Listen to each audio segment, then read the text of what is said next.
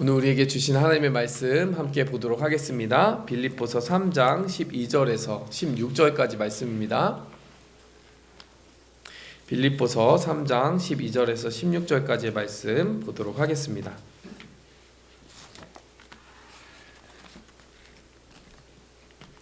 내가 이미 얻었다 함도 아니요 온전히 이루었다 함도 아니라 오직 내가 그리스도 예수께 잡힌 바 된 그것을 잡으려고 달려가노라.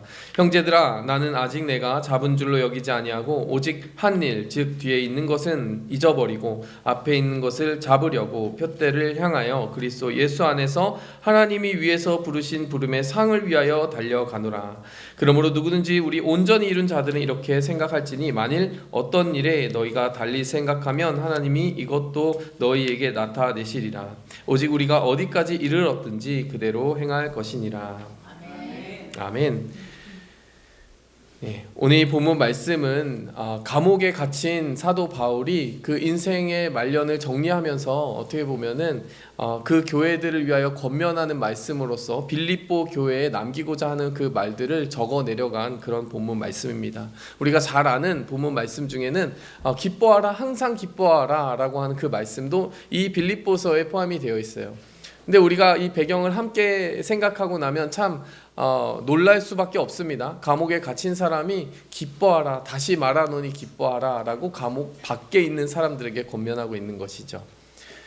사도 바울은 정말 많은 고난을 받으면서 인생길을 걸어왔고 지금 현재는 감옥에서 편지를 쓰고 있는데 그가 기뻐하라라고 권면할 수 있는 이유는 무엇입니까? 그의 삶을 후회 없이 보람 있게 살아왔다라는 그 한 가지의 확신이 있었기 때문이에요. 그의 마음 가운데 어떤 후회나 상실감이 있는 것이 아니라 하나님을 위해 아낌없이 바치며 살아온 그 삶이 너무나도 행복하고 기뻤다라고 고백할 수 있는 그런 마음 상태로 오늘 이 본문 말씀을 기록하고 있다라는 사실입니다.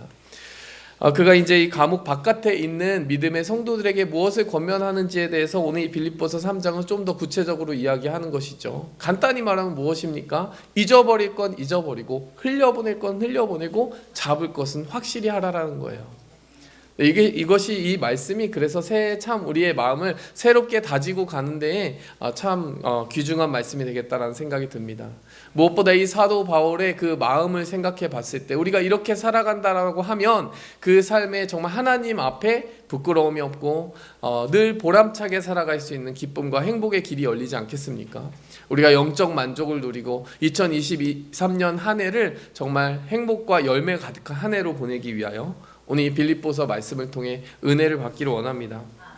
잡는다라는 것이 참 중요해요. 돌잡이 가서 보신 분들은 알겠지만은 뭘 잡느냐를 이렇게 관심 있게 보잖아요. 뭐 잡는 대로 되는 건 아니지만 인생의 본질을 어느 정도 조금 보여주는 것 같아요. 자기가 잡은 게 자기가 잡고 살아가는 게 그 삶의 어떤 캐릭터를 만들어가는 그런 부분들이 많이 있다라고 우리는 생각을 합니다.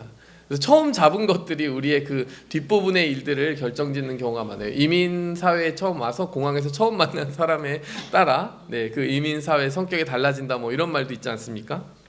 근데 오늘 본문 말씀을 통해 우리가 다시 한번 거기에 조금 더 더해서 생각할 수 있는 게 있습니다. 오늘 말씀이 어떻게 시작하고 있습니까? 무엇에 잡히느냐가 더 중요하다.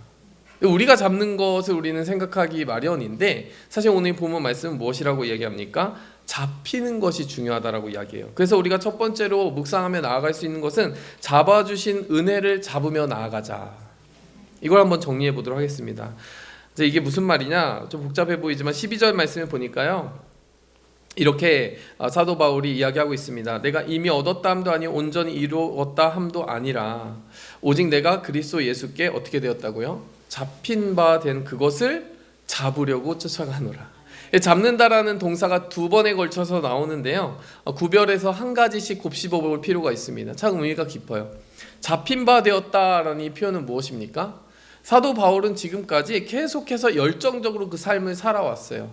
자신이 어떤 그 선교적인 목표를 세우고 하나님의 교회를 위하여 그 나라를 위하여 그것을 어떤 목표를 이루기 위해 정말 돌진하는 사람이었습니다. 뭔가 그 목표를 잡으려고 하는 어떤 성취지향적인 사람처럼 보일 수가 있어요. 그런데 사도 바울 본인의 고백은 어떠냐면요, 내가 잡으려고 가는 거 아니다라는 거예요. 내가 스스로 설정한 목표를 내가 스스로 잡기 위해 걸어가는 그 인생 살아가고 있지 않다는 거예요. 사도 바울은 무엇이라고 이야기하느냐면 하나님이 나를 잡아주셨기 때문에 내가 그렇게 살고 있다라고 고백을 하고 있는 것입니다. 잡힌 바 된 그것, 여러분, 성도 여러분 한번 돌아보시기 바랍니다. 2022년 한 해 여러분은 무엇에 잡혀 계셨습니까? 여러분을 가장 사로잡는 생각이 무엇이었어요? 가장 사로잡는 감정, 목표, 비전은 무엇이었습니까? 여러분, 그 꾸러미 안에 하나님이 계십니까? 하나님의 나라에 그 꿈이 있습니까? 여러분, 하나님이 여러분을 잡아주시는 2023년 한 해가 되기를 원해요. 2022년에 하나님이 잡아주신 부분이 이 부분이 있었다면 그 부분이 더 커져가고 확장되어 가기 원합니다. 하나님은 잡아주신 것을 한번 그냥 잡고 끝내시는 분이 아니세요. 더 그것을 바탕으로 깊이 뿌리를 내리고 마치 씨앗이 많은 열매를 맺기까지 장성하여 가는 것처럼 하나님이 잡아주신 그 마음이 점점 커져가게 해주실 거예요. 그래서 항상 우리는 물어야 됩니다. 하나님, 제가 하나님께 무엇에 붙잡혀 있어야 합니까? 내가 붙잡고 싶어하는 어떠한 나의 욕망이 아니라 하나님이 꿈꾸시는 나의 삶을 위하여 예비하신 그 디자인하신 하나님의 계획은 무엇입니까? 창세전부터 나를 짓기 전부터 하나님이 나를 이 세상에 태어나게 하셔서 한 세기도 되지 않은 인생을 살아가는 동안 무엇을 성취하라고 나를 보내셨습니까? 나는 무엇에 붙잡혀야 됩니까? 여러분, 우리가 찾는 목표들이 얼마나 대단하겠어요. 사실은 우리의 시야가 그렇게 막 넓진 않잖아요. 그러나 나를 지으신 천재 만물의 창조주이신 하나님께서 나를 잡아주신다면요, 여러분, 우리의 작은 인생, 우리 짧은 인생이 정말 영원한 의미를 획득하고 놀랍게 쓰임받게 될 줄 믿습니다. 내가 먼저 잡으러 가는 것이 아니라 잡아달라고 기도하는 한 해가 되기를 원합니다. 그럴 때 하나님께서요, 잡아주시고 책임져 주십니다. 사실 돌아보면 하나님이 잡아주신 것 참 많죠. 네, 올 신년 그 한 해를 처음 시작하는 예배 가운데 우리가 하나님, 이것 잡아주셔서 감사합니다. 이것 잡아주시지 않았으면 제가 여기까지 못 왔습니다. 이 고백도 함께 드리며 나아가기 원합니다. 자, 여기서 더 나아가 이제 하나님께서 그렇게 우리를 위해서 먼저 해주셨다는 것을 우리가 항상 잊지 않기를 원합니다. 우리가 하나님을 위해 또 여러 가지 것들을 하게 돼요. 신앙생활을 하다 보면 사역도 하고 섬김과 봉사의 직분을 감당하기도 합니다. 자, 그런데 오늘 이 본문 말씀이 하나님이 나를 붙잡으셔서 먼저 하신 일이다라는 이 고백으로 이루어져 있다면 우린 무엇을 깨달을 수 있습니까? 내가 하나님께 무엇인가를 해드리거나 하는 행위이기 이전에 사역이든지 우리가 하나님 앞에 기도하는 것이든지 봉사든지 섬김이든지 사실은 하나님이 먼저 하신 일에 대한 반응이라는 사실을 우리는 잊지 말아야 됩니다. 그러니까 사역을 하면서 우리는 하나님께 생색을 낼 수가 없어요. 왜냐하면요, 우리가 정말 바른 고백으로 사역을 한다든지 봉사를 하면요, 감격으로 하게 됩니다. 하나님 이걸 나에게 주셨다고요? 전 하나님 섬길 수밖에 없습니다. 그래서 사역이 시작되고, 그래서 봉사가 시작되고, 그래서 섬김이 시작되는 것이에요. 그렇게 시작된 봉사는 정말 순수한 열매를 맺게 되는 것입니다. 하나님께서 정말 저를 불러주셨을 때 제가 어떻게 이제 그 설교자가 되고자 원했냐면, 하나님이 저를 불러주셨고, 그러니까 죄사함을 주셨다는 그 사실이 너무 감격스러운 거예요. 그래서 그 은혜에 좀 반응하고 싶다. 하나님이 가장 기뻐하신 일이 무엇이냐, 그 하나님의 그 사랑에 이렇게 사로잡힌 거죠. 그래서 그 일이 무엇이겠냐라고 했더니 그 복음으로 누군가를 또 부르는 일이겠더라고요.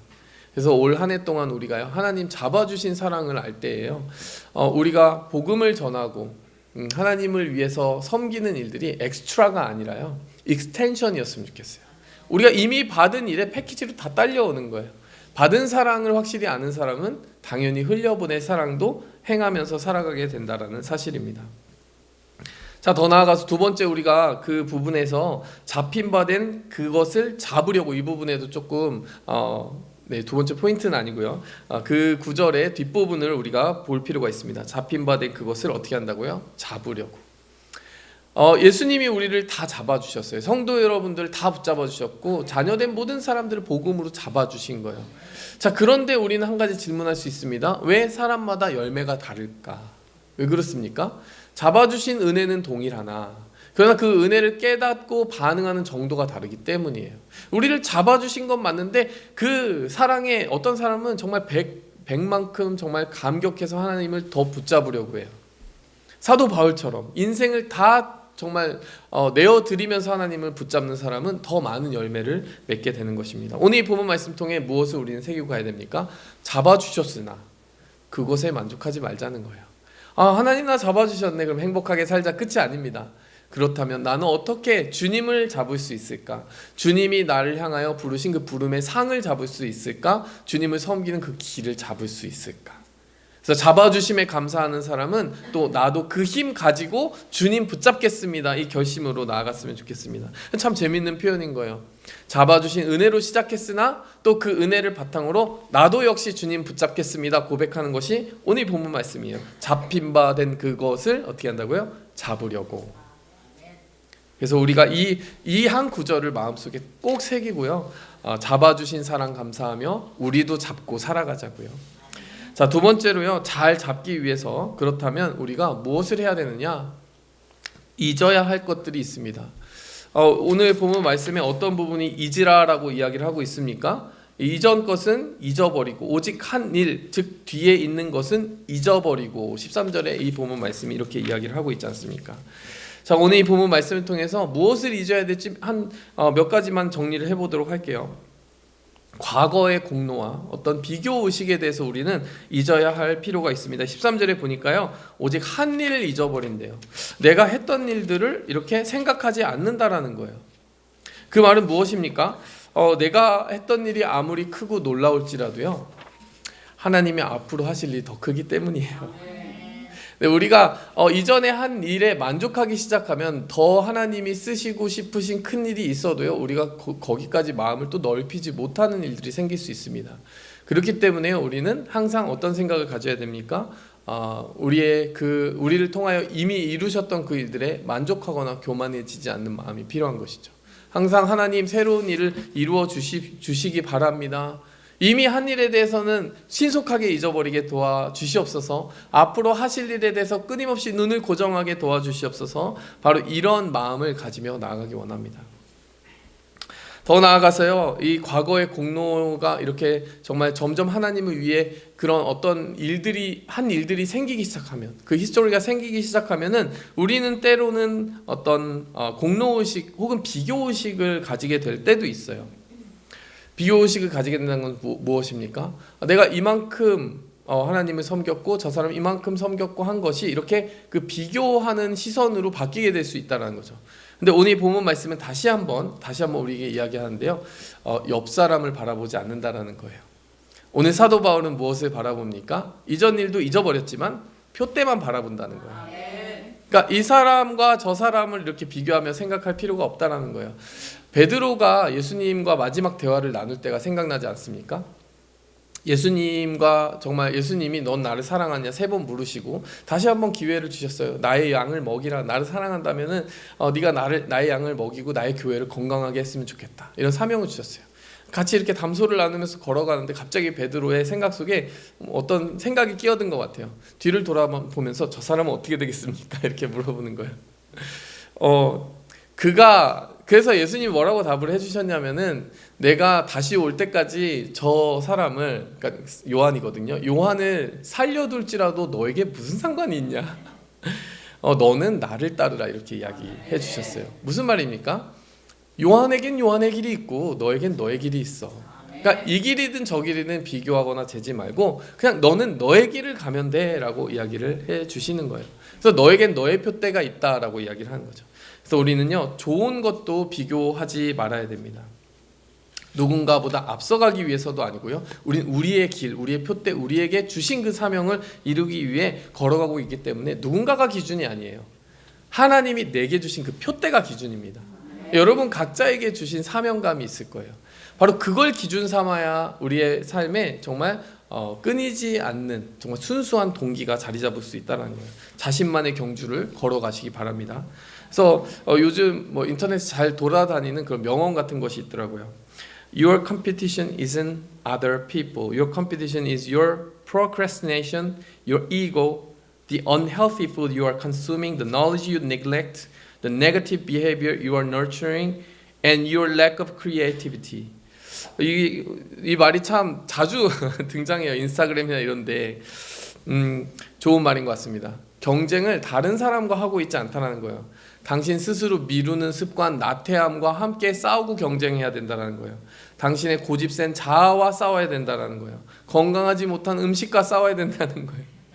찔리는 게 좀 있는데요. 네. 알면서도 실천하지 않는 지식과 싸워야 된다는 거예요. 부정적인 태도와 창의적이지 못한 생각과 경쟁하며 싸워야 된다는 거예요. 그래서 라면 안 먹으려고요. 네, 제가 좋아하는 것들 좀 참아가면서 네, 스스로 이렇게 지키는 그 길을 걸어가야 되지 않겠습니까? 그야말로 싸워야 될 상대, 경쟁해야 될 상대는 나의 과거의 어제의 나라는 사실입니다. 어제보다 더 나은 내가 되고 표대를 향해 더 가까이 갈 수 있는 우리가 되기 원해요. 그래서 어떤 이런 말이 있지 않습니까? 비교하면 어떻게 된다고요? 비참해지거나 교만해지거나. 그 말 뜻은 아니지만 그렇게 재밌게 이제 붙인 사람이 있어요. 왜냐하면 자꾸 비교하다 보면요, 내가 더 낮아 보이면 비참해지는 거고, 내가 좀 더 우월하다 생각하면 교만해지는 거예요. 그게 다 사람 기준으로 삼는 것이죠. 근데 우리 기준이 사람이 있다면 계속해서 우리의 자존감이 이렇게 흔들려요. 우리의 가치에 대해서 잘못된 일루전을 가지게 됩니다. 뭐 더 부풀려서 생각하는지, 더 낮춰서 생각하는지. 근데 우리의 가치는 변한 적이 없어요. 하나님은 항상 동일한 시선으로 우리를 가치를 매겨주시는 거예요. 넌 나의 사랑받는 자녀야. 그거 end of story. 변함없어.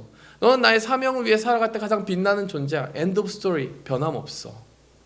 여러분, 우리는 비교할 필요가 없습니다. 항상 그 표대를 향해 내가 얼마나 가고 있는가, 내가 얼마나 큰 사랑을 이미 받았는가 생각하면서 비교할 필요 없는 건강한 자존감 가지고 승리하기 원합니다. 물론 다른 사람들로부터 일종의 영감이나 자극을 받을 수는 있으나 하나님이 원하시는 내가 되는 싸움에는 항상 그런 것들이 수단만 될 뿐이에요. 그냥 수단으로만 삼고 자극으로만 삼고 항상 하나님과 나의 1대1 관계를 가장 중요시 여기는 그런 삶을 살아가기 원합니다. 사실 사도 바울도요, 비교하는 듯한 말을 한 적이 있기는. 자, 고린도전서 15장 10절 말씀 보여주시면, 그러나 내가 나된 것은 하나님의 은혜로 된 것이니 내게 주신 그의 은혜가 헛되지 아니하여 내가 모든 사도보다 어떻게 했다고요? 더 많이 수고하였다. 근데 여러분, 여기까지만 읽으면 내가 제일 잘했다 뭐 이런 말처럼 들리지만 끝까지 읽어야죠. 내가 한 것이 아니요 오직 나와 함께 하신 하나님의 은혜로다. 여기까지 읽으면 무슨 말을 하고 싶은 거예요? 내가 잘해서가 아니라 하나님의 은혜에 반응해서 주신 만큼 한 거다라고 고백하는 거예요. 그 전절까지 보면 더 확실해집니다. 9절 말씀 보면은 나는 사도 중에 어떤 자라고요? 가장 작은 자다. 나는 하나님의 교회를 박해했기 때문에 사도라 칭함받기를 감당하지 못할 그런 사람이다. 근데 이런 죄를 짓고도 하나님이 써주셔서 그 은혜로 살아갈 수밖에 없다. 더 많이 일할 수밖에 없고 더 큰 사랑을 받았기 때문에, 더 큰 용서를 받았기 때문에 그렇게 그 받은 은혜가 커서 이렇게 더 많이 일하는 것일 뿐이지 내가 더 잘나고 더 능력 있어서 그런 일을 하는 것 아니다. 그래서 여러분, 우리가 우리의 능력이나 어떤 많은 성과를 낼 때 더 조심해야 됩니다. 어떤 것을 조심해야 되냐? 더 많은 성과를 낼 때요, 이렇게 이야기해야 돼요. 나는 더 많은 은혜를 주셔서 이렇게 할 수밖에 없는 거구나. 내가 더 잘나서가 아니라 하나님 주신 그 선물과 그 은혜에 대한 감격이 너무 커서 나는 이렇게 열심히 사는 것이다. 우리가 이 마음과 그 중심을 가지고 자신과의 경주를 제대로 싸워가는 우리가 되기 원합니다. 더 나아가서 과거의 자랑과 비교 의식도 우리는 내려놓을 필요가 있어요. 사실 오늘 본문 말씀 앞부분의 구절들이 그런 부분들을 보여줍니다. 오늘 빌립보서 3장 5절부터 쭉 읽어나가면요, 사도 바울은 자기가 이런 조건들을 가지고 있다고 얘기해요. 8일 만에 할례 받았고 이스라엘 족속 베냐민 지파 히브리인 중에 히브리인, 율법으로는 바리새인, 이렇게 이야기를 하는 거예요. 그야말로 히브리인 중에서는 굉장히 프로파일이 좋다라는 얘기고요. 게다가 이제 사도행전을 보면은 로마 시민권자예요. 그러니까 안 가진 게 없는 사람이고 헬라어도 하고 히브리어도 하고 당시의 이중 언어에다가 모든 정치적인 종교적인 권력을 다 가지고 있고, 가말리엘이라고 하는 굉장히 훌륭한 율법학자에게 공부도 잘했어요. 그런데요, 이 사도 바울이 3장 8절에 이렇게 이야기합니다. 모든 것을 그러나 해로 여긴다. 왜냐하면 그리스도 예수를 아는 것이 가장 나에게 소중하기 때문이다. 그래서 우리가, 여러분, 우리에게 가져가고 있는 그 프로파일이 참 많아지거든요. 살다 보면 이력도 많아지고 하나님이 주신 능력과 은사를 갈고 닦으면서 점점 더 하나님이 우리를 이제 이렇게 성장시켜 주시잖아요. 그럴 때 생각해야 되는 것이 있습니다. 그 프로파일이 나를 가치 있게 하는 것이 아니라는 거죠. 그 모든 것들은 사실 하나님으로부터 온 것이라는 사실이에요. 바울은 누구보다도 자랑할 것이 많지만 그 자랑할 것이 많은 것에 몰입하는 것이 아니었어요. 그것을 주신 이유에 몰입하는 것이었습니다. 여러분, 사도 바울의 은사가 의미 없다고 말하는 것이 아닙니다. 왜냐하면요, 사도 바울의 은사 때문에 우린 신약 성경에 굉장히 많은 부분을 읽을 수가 있어요. 정말 풍부한 그 학식과 또 지혜를 가지고 하나님이 그에게 주신 유니크한 사명을 감당할 수 있었어요. 그래서 베드로후서 3장 15절을 보면 베드로도 그것을 인정합니다. 또 우리 주의 오래 참으심이 구원이 될 줄로 여기라. 우리 사랑하는 형제 바울도 그 받은 지혜대로 너희 이같이 썼고, 주변 사람들도 다 인정하는 그런 은사들이 있었어요. 그러나 은사도 우리의 자랑이 되지 못합니다. 은사가 우리의 자랑과 교만의 이유가 되지 않으려면 어떻게 해야 된다는 거예요? 그것을 사명으로 연결시키면 됩니다. 은사가 그냥 은사로만 머물러 있으면 그냥 나의 교만의 이유가 될 수 있어요. 그러나 그 은사를 주신 이의 목적과 부르신 의미를 알고, 이래서 주셨지, 그래서 나에게 주신 거지, 내가 더 잘나서 주신 게 아니지 라고 생각하면서 그것을 제대로 쓰는 데에 집중하면, 그러면 정말 우리가 겸손히 하나님의 은사를 안정적으로 쓰면서 하나님께 많은 열매를 맺으며 살아갈 수 있다는 사실입니다. 더 나아가서요, 우리 또 한 가지 잊어야 되는 것이 있습니다. 과거의 상처를 잊어야 됩니다. 3장 10절 말씀 뒷부분에 보면요, 내가 그리스도와 그 부활의 권능과 그 고난에 참여함을 알고자 하여 그의 죽으심을 본받아. 자, 이 사도 바울이 이 고백을 하면 결국 우리는 무엇을 알 수 있습니까? 사도 바울의 고난을 알 수 있어요. 사도 바울은 정말 많이 고난을 받았습니다. 매도 많이 맞았어요. 빌립보 교회에서는 어떤 일이 있었습니까? 우리가 잘 아는 본문 말씀 있잖아요. 주 예수를 믿으라, 그리하면 너와 내 집이 구원을 받으리라.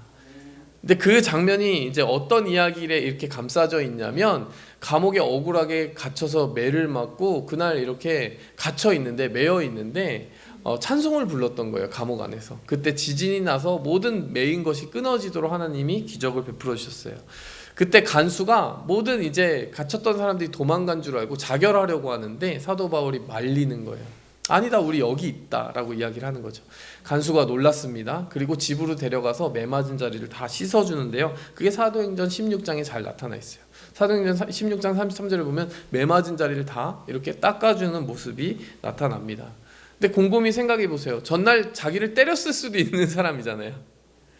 그럼요, 우리가 보통 생각할 때 내가 그렇게 매 맞고 억울한 일 당하고 안 좋은 소리 듣고 정말 선한 일을 했는데 이렇게 모욕을 당하고 부당한 일을 당하면 어떤 생각이 듭니까? 그 상대방이 안 되길 바라는 마음이 좀 더 크지 않을까요? 근데 다음날 이 사람이 주 예수 그리스도의 이름 앞에 엎드리고 자기의 집으로 자기를 데려갔을 때 이 사람은요, 복음을 전하는 거예요. 그 감옥 문이 열렸을 때 도망가거나 그를 질책하는 것이 아니라, 그에게 원망을 품고 있는 것이 아니라 찬송하던 그 입술로 복음을 전했다라는 사실이에요. 여러분, 여기서 우리가 무엇을 알 수 있습니까? 정말 복음 안에서 거듭난 사람에게는요, 그 고난을 소화할 수 있는 정말 남다른 능력이 생긴다라는 거예요.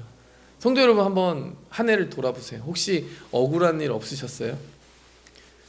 내가 왜 이런 일을 당해야 되나? 내가 왜 이런 말을 들어야 되나? 왜 나에게 이런 아픔이 찾아오나? 왜 이런 고통이 찾아오나? 라는 질문 해보신 적 있습니까? 사도 바울에게 꼭 똑같은 질문 한번 해보고 싶어요. 그 감옥에서 매 맞고 그러던 사도 바울에게 가서 얘기해보고 싶어요. 사도 바울은 이렇게 답할 것 같지 않습니까? 내가 매 맞은 이유 난 알고 있지. 그 기적을 통해 나를 풀어주신 이후에 저 간수에게 복음을 전하여 저 사람과 저 집이 구원받게 하시려고 그런 거 아닐까? 이렇게 대답하지 않겠습니까?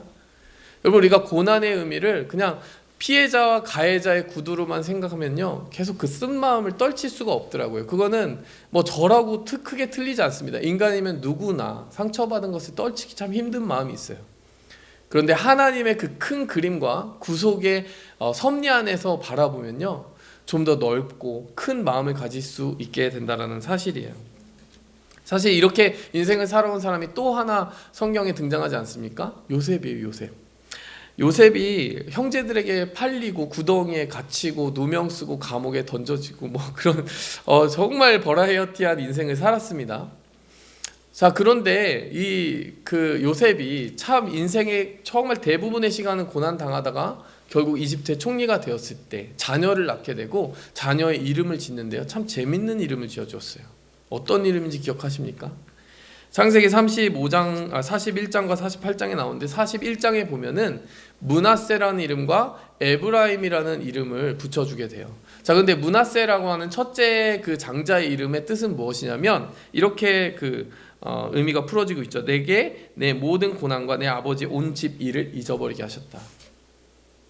요셉이요, 하나님께 받은 그 꿈을 부여잡고 지금 이 모든 고난의 파도를 지나가는 동안 분명히 이 고난의 의미가 있어. 하나님이 나와 함께 하셔라는 것을 붙잡고 놓지 않게 되니까 마침내 여기까지 갈 수가 있었던 거예요. 그리고 하나님의 그 뜻과 의미가 무엇인지 부여잡고 가는 그 여정 가운데 하루하루 집중하여 살아갔단 말이에요. 종이면 종인 대로 최고의 종이 되려고 했어요. 감옥에서 관리자가 되었을 때는 최고의 관리자가 되려고 했어요. 어떤 상황이든 하여간 주어진 상황을 내가 바꿀 수 없다면 그 상황에서 내가 할 수 있는 한 바꿀 수 있는 건 나 자신이니 내가 최선을 다하겠다라고 살아가기 시작했습니다. 그랬을 때 그런 삶의 태도 속에서 그는 모든 것을, 사실 고통을 잊을 수 있었던 거예요. 억울함과 아픔을 잊을 수 있었던 것이죠.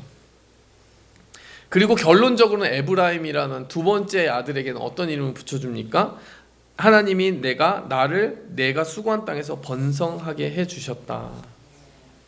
결국에는 우리가요, 과거에 정말 우리가 어떻게 할 수 없는 것들은 하나님께 맡기고 오늘과 내일에 집중하며 살아간다면 우리가 몰랐던 수수께끼 같은 과거의 그 의미들도 새롭게 풀어지는 그때가 온다라는 거예요. 근데 과거를 우리가 어찌하는 그 과거의 그 상처에 계속 몰입하면서 거기에 붙잡혀 있게 되면요, 우리가 현재와 내일을 잃어버리게 될 위험이 있습니다. 그리고 우리는 신속하게 지금 일하실 일, 내일 일하실 일에 시선을 돌리면서 하나님 그 과거의 의미가 그 새롭게 하실 일 안에서 새로운 어떤 의미가 있었는지 발견하게 해주십시오. 나중에라도 알게 될 것을 믿습니다. 이렇게 삶의 자세를 바꾸어가는 게 좋겠습니다. The past is past, the present is a gift라는 말이 있잖아요. present와 gift가 똑같은 말이기 때문에 wordplay를 한 거죠. 과거는 지나간 것이고 현재는 선물이다. 그래서 우리가 그것을 잘 몰입하면서요, 우리의 마음속에 내려보내고 흘려보내야 되는 그 모든 것들, 자랑, 교만, 수치심 혹은 상처들을 다 하나님 앞에 맡겨드리고 나아갔으면 좋겠어요. 사도 바울이야말로 너무나 그런 상처와 혹은 아픔이라고 할 만한 것이 응어리질 만한 사람이었지만 이 사람은 감옥에서도 찬송하는 사람이었어요. 왜냐하면 예수 그리스도께서 그에게 베푸신 사랑을 원동력 삼아서 평생 동안 내가 이 사랑 받았는데 라고 하는 그 힘으로 그것을 다 이겨내고 내려놓을 수 있는 힘을 얻었기 때문입니다. 이러한 은혜가 우리에게 있기 원합니다. 세 번째로요, 잘 잡기 위해서 또 잊지 말아야 할 것도 있어요. 붙잡아야 할 것이 있습니다. 사도 바울이 꼭 붙들고 놓지 않았던 것이 있습니다. 뭐냐면요, 내가 작은 자다라고 하는 그 고백이었어요. 사도 바울이 단 한순간이라도 만일 정말 높은 마음을 품었다면 그의 그 여정이 멈춰졌을지도 모릅니다. 하지만 그는 끝까지 자기의 그 자리를 하나님과 겸손히 가져갔어요. 자, 그래서요, 사도 바울의 고백, 그에 관련된 고백이 3번 나오거든요. 어떤 고백입니까? 고린도전서 15장 9절에 보니까 오늘 본문과 함께 읽어봤잖아요. 나는 사도 중에 가장 어떤 자라고요? 작은 자다라고 이렇게 고백을 합니다. 사도 중에 내가 제일 작은 자 같아 이렇게 고백을 했는데 이때가 AD 55년도 3차 전도여행 당시입니다. 이 고린도전서가 그때 쓰여졌어요. 근데 조금 시간이 더 흘렀어요. 62년도가 됐는데 에베소서 3장 8절에 비슷해 보이지만 조금 다른 고백을 합니다. 에베소서 3장 8절에 보니까 나는 모든 성도 중에 지극히 작은 자보다 더 작다라고 고백을 해요. 어떤 고백이 이렇게 더 낮춘 고백입니까? 55년도 때는 난 사도 중에 좀 작은 것 같아. 근데 62년도 로마에 갇혔을 때는 어떻게 얘기하니까 나는 모든 성도들보다 작아 이렇게 얘기하는 거예요. 근데 마지막으로 순교를 앞두고 쓴 편지가 디모데전서 1장 15절입니다. 거기에 보니까 내가 죄인 중에 괴수다. 사도 중에 작았다. 그 다음엔 뭐예요? 성도 중에 작다. 마지막에는 죄인 중에 제일 죄인이야 라고 이야기하는 거예요. 여러분, 이 사도 바울이 잊지 않고 살아갔던 건 내가 어떤 상태에서 하나님께 부름받았고 어디서부터 건짐을 받았는지에 대한 감격을 잊지 않았어요. 그래서 여러분, 우리가 죄인임을 고백하는 건 우리의 자존감을 무너뜨리는 게 아닙니다. 사실은 그냥 우린 너는 죄인이고 끝이야 라고 하면 그러면 우리의 자존감이 무너지겠죠. 그러나 사도 바울은 그것에 의해서 자존감이 무너진 것 같지 않아요. 왜 그렇습니까? 그러한 자격이 없는 나인데 부어주신 사랑을 생각하면 정말 놀랍다, 나의 삶이 너무나 행복하고 축복으로 가득하다 이야기할 수 있는 거죠. 그래서 우리는 제대로 우리의 낮음을 고백하고 우리의 작음을 고백할수록 오히려 자존감을 얻는 삶을 살아가는 거예요. 그리스도인은 그렇습니다. 그리스도께서 새롭게 주신 그 생명으로 난 새롭게 거듭났다라고 하는 그 이야기가 바로 이어져서 나오기 때문이에요. 그것을 잊지 말아야 됩니다. 또 한 가지 잊지 말아야 되는 것은요, 바로 사명과 꿈이라는 거예요. 표대를 향하여 라고 하는 그 구절을 우리가 묵상해 볼 필요가 있지 않습니까? 부름의 상을 향하여 나아간다. 네, 위에서 부르신 부름의 상이 있다라고 그래요. 우리가 주님을 다시 만나게 되면 우리가 주님 안에서 이루었던 그 모든 것에 대한 칭찬이 기다리고 있을 것이라는 사실입니다. 우리는 그래서 항상 죽을 때까지 꿈꾸는 존재예요. 사도 바울이 지금 빌립보서 감옥에 이제 갇혀 있으니까 그 삶이 어떤 뒤안길로 가고 있어요. 그러나 여전히 꿈꾸고 있습니다. 중요한 것은 이것이에요. 우리가 꿈꾸기를 멈추지 않는 것입니다. 사도행전 2장 17절에 보면은 우리가 잘 아는 말씀 그건 아닙니까? 너희의 자녀들은 예언할 것이요 너희 젊은이들은 환상을 보고 너희 늙은이들은 꿈을 꾸리라. 여러분, 우리는 꿈꾸기를 멈추지 않는 존재예요. 그래서 여러분, 보통 너는 꿈이 뭐니? 누구한테 물어보죠? 네, 이제 애기들이나 뭐 유치원생 혹은 초등학생들 너 앞으로 뭐가 될래? 꿈이 뭐니? 라고 묻잖아요. 근데 이제 그 나이가 많이 드신 분한테 꿈이 뭐예요? 라고 물어보면은 나한테 왜 꿈을 묻지? 이런 경우도 있을 거예요. 그런 마음이 들 수도 있을 거예요. 그러나 성경적으로 이야기하면 뭡니까? 아비들은 꿈을 꾼다. 여러분, 우리는 꿈꾸기를 멈추지 않는 거예요. 어렸을 때는 예언하고 청년들 때는 환상, 비전을 보고, 그리고 아무리 우리가 인생의 정말 끝자락에 갈지라도 하나님이 주신 꿈을 계속 꾸어가면서 새로운 하나님의 도구로 쓰임받고자 계속해서 열정을 발휘해야 한다라는 사실입니다. 그래서 창세기 50장에 보면 요셉도 마찬가지 삶을 살았던 거예요. 요셉이 50장 25절에 보니까요, 이스라엘 자손에게 한 가지 맹세를 시키시는데요, 당신들을 돌보시리니 당신들은 여기서 내 해골을 메고 그 약속의 땅에 들어가 주십시오. 언젠가 하나님이 이스라엘 백성들을 이집트에서 탈출시키실 것을 본 거예요, 요셉은. 그래서 그날이 오면은 400년 후에 일어난 일이죠, 결국에는. 근데 내 해골을 그곳에 같이 데리고 가달라고 이야기를 하고 있는 겁니다. 요셉은 꿈을 꾸고 있어요. 뿐만 아니라 꿈을 가진 사람이기 때문에 그 꿈을 누구한테 전염시키고 있습니까? 이스라엘 사람들에게 전염시키고 있는 거예요. 당신들 잊지 마. 여기서 노예살이 하면서 끝나는 게 그 인생의 끝이 아니야. 꿈을 꿔야 돼. 그리고 하나님이 그 약속의 말씀대로 이루실 거야. 잊지 말아야 될 사명과 꿈이 있습니다. 부름의 상이 있습니다. 표대가 있습니다. 그것을 절대 잊으면 안 됩니다. 그래서 제가 지난 학기에 박사 과정을 시작했는데 그 박사 과정 중에 이수정이라고 하는 인물을 알게 됐어요. 이수정 씨는 어떤 분이냐면은 언더우드 선교사님에게 번역된 성경을 제공했던 첫 사람이었습니다. 근데 이 이수정 선교사님에 대한 기록이 많이 있지는 않더라고요. 1894년 정도가 언더우드 선교사님이 조선에 들어와서 선교 활동을 시작한 그 시기로 기록되어 있는데요, 1893년에 대한 기록은 많지가 않아요. 1893년에는 그 선교를 준비하면서 언더우드 선교사님이 요코하마 일본에 도착했을 때입니다. 근데 그 요코하마에서 누구를 만났냐면은 이 이수정 씨라고 하는 우리 그 한국에서 보낸 관리를 만나게 된 거예요. 근데 이수정 씨는 어떻게 그 성경을 번역하고 있었느냐? 이 이수정 씨는 한국에서 그 민비 살해 사건이 벌어졌을 때 고종 황제를 피신시킨 공을 세웠어요. 그래가지고 당신은 너의 소원이 뭐냐라고 했을 때 저 일본 가서 유학하고 싶습니다. 우리나라를 부강하게 만들고 싶어요. 해서 보냄을 청했어요. 그래서 가게 됐죠. 거기에 쓰다센이라고 하는 농업 관련한 전문가로부터 농업 기술을 전수받았는데, 쓰다센이라는 그 일본 학자가 어떤 사람이었냐면은 그리스도인이었던 거예요. 그래서 그리스도인인 그가 이 성경을 건네면서 여러 가지 복음의 진리를 이야기해주고 팔복에 대해서 이야기를 해주고 했는데 깊은 감명을 받은 거예요. 그날 꿈을 꾸었는데 스다센이 성경을 건네준 그날 꿈을 꾸었는데 이수정 씨의 그 꿈에 하나님이 무엇이라고 이제 나타나셨냐면은 너의 나라를 위해서 많은 양식도 필요하겠지만 사실은 이 책이 필요하다 라고 하면서 그 성경을 건네주는 꿈을 꾼 거예요. 그때부터 이수정 씨가 거기서요 성경 번역을 시작했어요.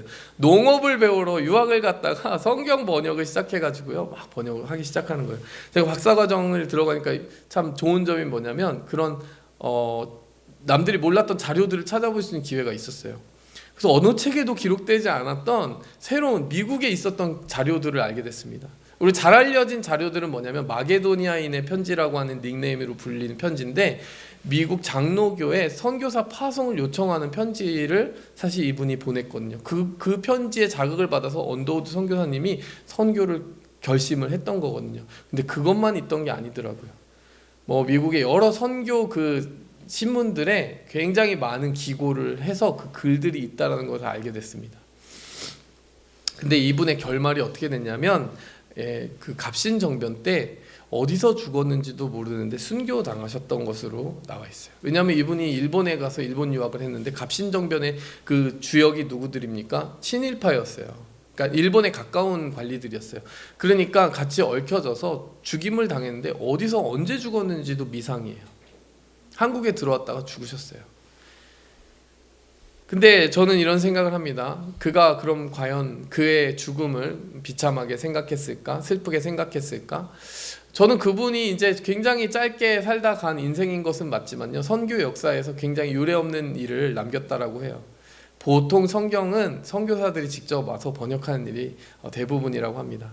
근데 한국의 경우에는 굉장히 특이했다라는 거예요. 벌써 선교사들을 콜링하는 것도 이분이 하였고요. 번역도 그분이 했어요. 그러니까 이분의 이름은 그 1893년의 행적은 정말 많이 알려져 있지도 않고 책으로 쓰여져 있지도 않지만 사실은 이분이 unsung hero인 거죠. 우리가 이분에 대해서는 잘 모르지만 이분의 도움을 받아 한국에 왔던 언더우드 선교사님이 연세대를 만들고 세브란스를 만들고 뭐 여러 가지 행적들을 어떻게 밟아갔는지에 대해서는 우리가 잘 알잖아요. 여러분 우리가 하나님 안에서 꿈을 꾸면요 그 꿈이 그냥 없어지는 법이 없습니다. 하나님 반드시 그 꿈 안에서 역사해 주시고 이루실 일들이 있다라는 거예요. 그 꿈을 우리가 잊지 않고 나아가기 원합니다. 말씀을 맺도록 하겠습니다. 우리가 신년을 생각하면서 무엇을 기억하며 나가야 할 것인가, 내가 잡기 전에 뭐 New Year Resolution이라고 하잖아요. 내가 이걸 잡아야지. 근데요 먼저 기도하세요. 하나님 제가 잡기 전에 저를 먼저 잡아주세요. 그리고 그 안에서 내가 잡아야 될 게 무엇인지 그 테두리와 바운더리 안에서 찾게 해주세요. 그냥 하나님이 허락하시지도 않은 엄한 거 잡으러 다니는 게 아니라 잡힌 바 된 그것을 잡게 해주세요라고 기도하기 원합니다. 또 그것을 잘 잡기 위해 잊어야 할 그런 비교의식과 공로와 자랑과 여러 상처들을 다 흘려보낼 수 있는 넉넉한 마음 주시옵소서. 그리고 그것을 잘 잡기 위해서 잊지 말아야 할 내가 어디서부터 부름 받았는지 그 사명과 꿈과 첫사랑과 그 모든 감격을 잊지 않게 하옵소서. 이러한 기도로 우리가 신년을 준비했으면 좋겠습니다. 이런 기도가 우리의 삶에 이렇게 스며들기 원하고 2023년 하루하루에 스며들기 원합니다. 그 은혜가 임하기를 예수 그리스도의 이름으로 축원합니다. 함께 기도하겠습니다. 하나님 아버지 감사합니다. 오늘 우리에게 주신 은혜, 오늘 우리에게 주신 사랑, 하나님 우리가 잊지 않고 살아가기 원합니다. 먼저 잡아주셔서 우리도 잡을 수 있습니다.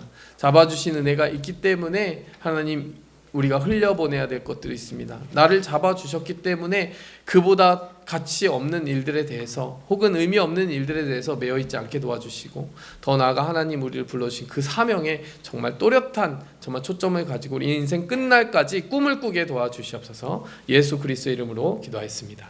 아멘. 이제 우리 성찬식으로 함께 나아가도록 하겠습니다.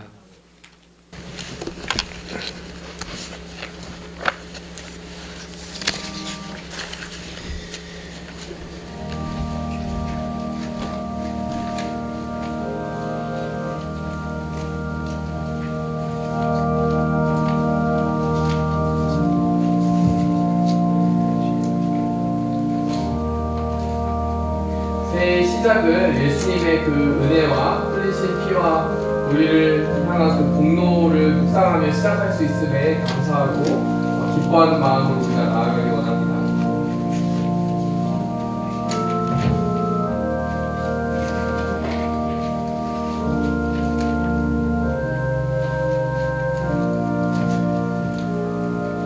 우리 성도 여러분, 성찬식의 의미를 먼저 생각하기 원합니다. 이 성찬식은 그리스도를 기념하는 것인데요, 그가 다시 오실 때까지 그 죽으심과 사심을 기념하는 것입니다. 예수님이 죽어주셨기 때문에 우리의 죄의 문제가 해결됐어요. 내가 죽어야 내가 심판받아야 될 그 자리에 예수님이 죽어주셨기 때문입니다. 근데 예수님이 죽고 끝나신 게 아니라 부활하셨죠. 예수님의 사심 덕분에 죽을 우리에게 희망이 생기고 영생의 약속이 생겼습니다. 그래서 우리는 두 가지를 기념하는 거예요. 죽으심과 사심을 기념하는 거예요. 그 잔은 흘리신 피로 우리를 위해 죄 씻음 위에 죽으셨음을 기념하는 것이고, 이 떡은 우리에게 생명 주심, 죽음이 끝이 아니라 우리에게 영생의 떡이 되어 주셔서 우리로 살게 하신 부활의 권능을 상징하는 것입니다. 그래서 우리가 이 예식을 통하여서 우리에게 주신 선물이 무엇인지 깊이 묵상하고 생각하면서 참여했으면 좋겠고요. 그로 말미암아 인생을 이기고 우리의 삶을 하나님 앞에 살아갈 수 있는 영생의 소망과 힘을 얻기 원합니다. 자, 이제 고린도전서 11장 말씀을 가지고 우리 성찬식을 시작하도록 하겠습니다. 내가 너희에게 전하는 것은 주께 받은 것이니 곧 주 예수께서 잡히시던 밤에 떡을 가지사 축사하시고 떼어 이르시되 이것은 너희를 위하는 내 몸이니 이것을 행하여 나를 기념하라 하시고, 식후에 또한 그와 같이 잔을 가지시고 이르시되 이 잔은 내 피로 세운 새 언약이니 이것을 행하여 마실 때마다 나를 기념하라 하셨습니다. 너희가 이 떡을 먹으며 이 잔을 마실 때마다 주의 죽으심을 그가 오실 때까지 전하는 것이니라. 그러므로 누구든지 주의 떡이나 잔을 합당하지 않게 먹고 마시는 자는 주의 몸과 피에 대하여 죄를 짓는 것이니라. 함께 기도하며 나아가겠습니다. 하나님 아버지, 감사합니다. 주께서 우리를 위하여 피 흘려 주신 사랑으로 우리가 값없는 용서를 받았습니다. 그러나 그것은 절대 값싼 은혜가 아니었습니다. 우리에게 주신 정말 천지 만물보다 귀하신 그 몸으로 우리에게 생명 주시기 위해 주님 치러주신 그런 은혜와 사랑이 너무나 깊고 놀랍습니다. 하나님, 우리가 이 성찬에 참여할 때 그 사랑을 더 깊이 체험하고 느끼게 도와주옵소서. 더 나아가 함께 참여한 모든 성도들에게 이 시간, 이 순간 성령으로 깊이 임재하여 주셔서 그 모든 예수 그리스도의 죽으심과 사심의 의미와 그 은혜가 우리의 영혼을 정말 가득 채우는 것을 경험케 도와주시옵소서. 이 성찬의 모든 떡과 잔에 성령께서 함께 하실 줄 믿고 예수 그리스도의 이름으로 감사하며 기도했습니다. 이 시간 성찬의 떡으로 주님을 기념하도록 하겠습니다. 네, 우리 성도 여러분들께서 이 성찬의 떡을 직접 가져가셔서 자리에 앉아주시면 되겠고요. 또 잔은 한편에 또 있으니 그 잔도 함께 가져가 주시면 좋겠습니다. 우리 성찬의 떡에 대한 말씀을 함께 읽어드릴 때에 성도 여러분 다 나와주시기 바랍니다. 네, 자 이제 들고 열어주시기 바랍니다. 떡과 잔을 한꺼번에 가져가 주시면 되겠습니다. 네, 나와주시면 되겠습니다.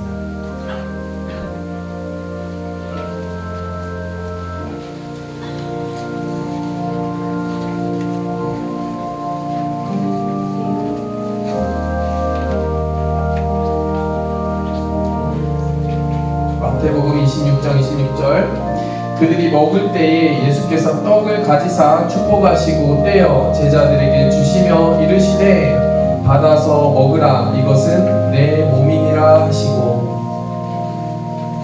이 떡을 먹을 때에 예수 그리스도의 몸에 그 생명에 우리가 함께 참여하는 것입니다. 이어서 마태복음 26장 27절에서 30절 또 잔을 가지사 감사기도 하시고 그들에게 주시며 이르시되 너희가 다 이것을 마시라 이것은 죄사함을 얻게 하려고 많은 사람을 위하여 흘리는 바 나의 피 곧 언약의 피니라. 그러나 너희에게 이르노니 내가 포도나무에서 난 것을 이제부터 내 아버지의 나라에서 새 것으로 너희와 함께 마시는 날까지 마시지 아니하리라 하시니라. 이에 그들이 찬미하고 감람산으로 가니라.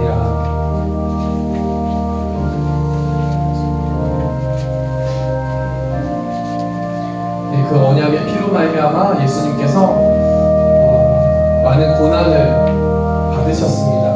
그 언약의 피를 위해서 고난을 받으셨고 또 그들이 찬미하며 감람산으로 나아갈 수 있었던 것은 그 흘리신 피 때문이었습니다. 우리가 찬양하고 기쁨으로 신앙생활을 할 수 있는 그 모든 시작은 예수님이 흘리신 그 피, 그 희생 때문이었음을 우리가 잊지 않기 원합니다.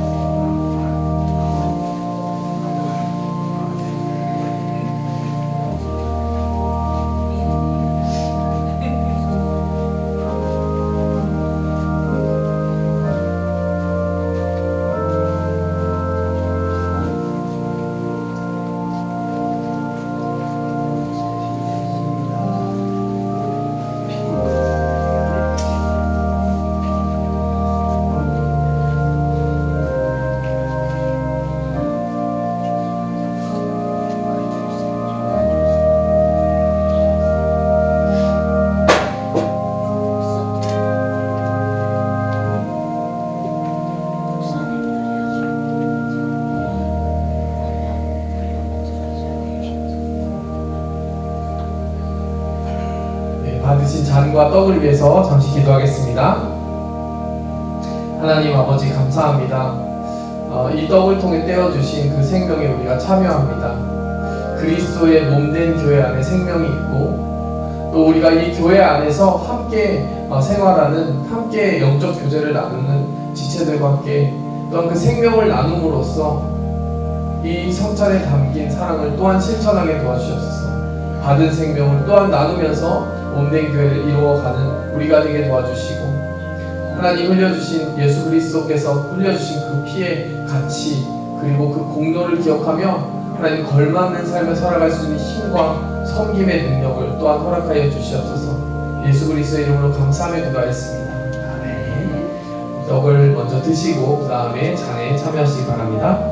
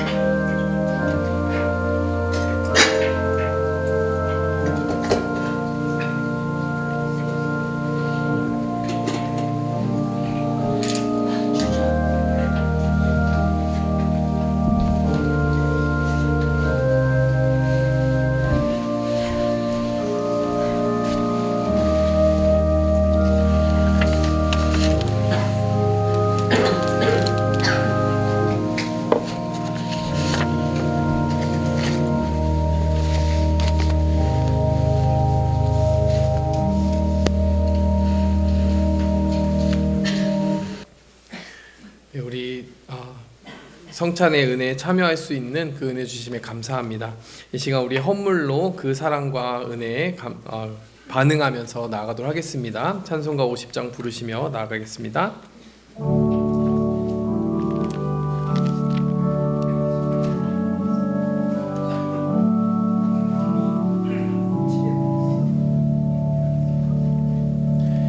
내게 있는 모든 것을 아낌없이 드리네. 사랑하고 의지하며 주만 따라 살리라. 주께 드리네 주께 드리네. 사랑하는 구주 앞에 모두 드리네. 내게 있는 모든 것을 겸손하게 드리네. 세상 욕심 멀리하니 나를 받아주소서. 주께 드리네. 주께 드리네. 사랑하는 구주 앞에 모두 드리네. 내게 있는 모든 것을 주를 위해 드리네. 주의 성령 충만하게 내게 내려주소서. 주께 드리네. 주께 드리네. 사랑하는 구주 앞에 모두 드리네. 아멘.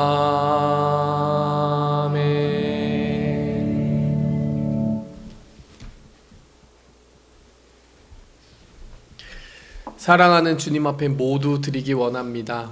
우리가 모두 드릴 수 있는 이유는 주님이 아끼지 않으시고 먼저 모두 주셨기 때문입니다. 그 살과 피를 우리를 위해 아낌없이 주신 그 사랑을 오늘 성찬 예배를 통하여서 하나님 앞에 기념하며 나아갑니다. 우리가 받은 은혜와 사랑을 기억하며 또 그것을 잊지 않으며 이 세상 가운데 넉넉한 마음으로 베풀고 흘려보내는 삶을 살기 원합니다. 하나님 우리에게 주신 이 모든 재물들도 주님 공급하시는 그 은혜로 우리가 받아 누리는 것임을 고백하며 또한 이 헌물을 올려드립니다. 이 작은 헌물을 구별하여 드리지만 우리가 삶에서 누리는 모든 재물들과 자원들도 하나님의 뜻대로 사용하게 도와주시옵소서. 하나님을 영화롭게 하고 하나님을 기쁘시게 하는 주님의 성도들에게 하나님 부족함이 없게 채워주시옵소서. 주님 부족함 없이 채워주실 때 부족함 없는 사명감도 주셔서 하나님 그 주신 것들로 이웃을 섬기고 하나님을 영화롭게 하는 일에 그 모든 또 재물들을 사용할 수 있도록 우리의 마음을 함께 받아 주시옵소서. 이 모든 말씀 예수 그리스도의 이름으로 감사하며 기도하였습니다. 아멘. 네, 교회 소식 나누도록 하겠습니다.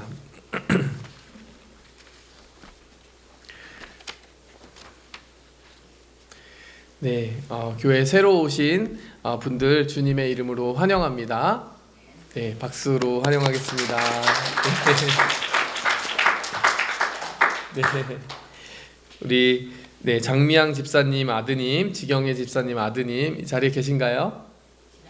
지난주 환영하는 거네요. 예, 네, 너무 얼굴 보고 싶었는데 지난주에 보고 너무 반가웠어요. 네, 그리고 계속 또 출석할 수 있는, 또 함께 할 수 있는 그리스도의 몸된 교회를 이루어갈 수 있는 기회가 있음을 믿습니다. 함께 기도해 주시고 또 이 자리에 또 청년분들 중에도 또 새로 오신 분들이 있는데 또 함께 축복해 주시기 바랍니다. 우리 예배에 대한 안내로 나아가겠습니다. 우리 연합 신년 예배 잘 드렸고요. 송구영신 예배도 잘 드렸습니다. 은혜 가운데 우리가 한 해를 잘 매듭짓고 새로운 한 해를 시작할 수 있는 힘과 용기를 잘 갈무리하며 나아가기 원합니다. 또 특별 새벽 기도가 우리가 바로 있어요. 월요일부터 토요일까지 있습니다. 금요 예배와 응답 기도회가 그래서 조금 함께 가는 것이 어렵기 때문에 우리 체력을 위해서 이렇게 쉬어가는 한 주가 되겠습니다. 금요 예배 시간은 8시에서 7시로 변경되었습니다. 변경하는 그 이유는 좀 이렇게 우리가 새벽 기도도 계속 있고 그래서 다음날 새벽 기도에 출석하기에 좀 어려운 부분이 있어서 이렇게 1시간 정도 앞당겨서 금요 예배를 드리게 됩니다. 말씀 지금 계속해서 강해를 이렇게 본문별로 강해를 하고 있습니다. 성도 여러분들께서 이렇게 성경 일독을 하기 원하신다. 그러면은요 이렇게 순서대로 읽어가는 게 가장 그 성경을 잘 차곡차곡 이해하기 쉽잖아요. 그래서 이제 뭐 새벽 설교 같은 경우는 20분 안쪽으로 딱 그 말씀만 떼어서 생각했을 때는 20분 안쪽이거든요. 그래서 한 장 한 장 이렇게 한 절 한 절 읽어가는 그러한 부분의 유익을 받으시기 바랍니다. 신년 특별 새벽 기도회는 2일부터 7일까지 보라 새 일을 행하시리라 라고 하는 주제로 새벽 6시 그리고 토요일은 7시에 진행이 될 거예요. 자, 그런데 이제 여기에 뭐 하나를 덧붙이자면 보라 너희를 통해 새 일을 행하시리라. 하나님이 우리를 새 일을 행하시는데 하나님 혼자 행하시고 우리는 이렇게 보고 있는 게 아니라요. 하나님이 우리를 통해 행하시기 원하십니다. 그래서 항상 하나님은 사람을 세우셨어요. 그래서 이 특별 새벽 기도의 하루하루에 하나님이 하나님의 사람을 처음 부르신 장면을 가지고 묵상하고 나눠야 되겠다는 말씀을 주셨어요. 마음을 주셨어요. 그래서 모세가 하나님을 만났을 때, 뭐 요셉이 만났을 때 이렇게 그 인물들이 하나님을 처음 만났을 때 어떻게 만났고 부름을 받았고 어떻게 그들을 통한 새 일이 시작됐는지를 묵상하면서 우리가 새 해를 살아갈 수 있는 힘을 얻기 원합니다. 네, 신방 신청은 계속 해주시면 되고요. 또 뭐 주중에 오셔서 혹은 새벽기도 이후에 대화를 하실 수 있으니까요. 언제든지 연락 주시고 혹은 오셔서 만나 주시면 감사하겠습니다. 또 헌금은 이렇게 온라인 그 아이디로 또 텍스 리턴 신청 헌금 내역이 필요하신 분들은 텍스 리턴 위해서 그 내역이 필요하신 분들은 신청해 주시기 바랍니다. 자, 1월 생일자 축하가 지금 이제 예배 끝나고 친교관에서 있을 예정이니까요. 또 거기서 뵙도록 하겠습니다. 우리 제니남, 지형준, 유영미, 임수지, 장미향, 강영미, 네, 우리 성도님들 또 전도사님, 집사님들 위해서 우리 항상 계속 기도를 잊지 않고 하나님께서 영적으로나 육적으로나 생명으로 충만하게 온전케 정말 치유해 달라고 기도해 주시기 바랍니다. 또 한 해 감사 기도 제목 내주시면요 사역자들과 또 기도할 수 있는 중보 기도의 그 모임 중에 계속 기도하도록 하겠습니다. 네, 언제든지 기도 부탁해 주시기 바랍니다. 네, 여기까지 교회 소식 마치도록 하겠고요. 우리 찬송가 축복송 2절로 함께 나아가도록 하겠습니다.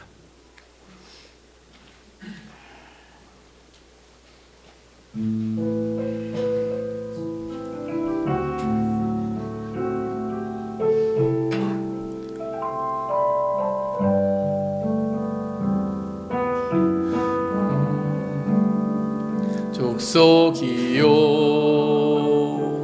왕 같은 제사장이요 거룩한 나라 하나님의 소유된 백성 너의 영혼 우리 볼 때 얼마나 사랑스러운지 너의 영혼 통해 큰 영광 받으실 하나님을 찬양 오 할렐루야.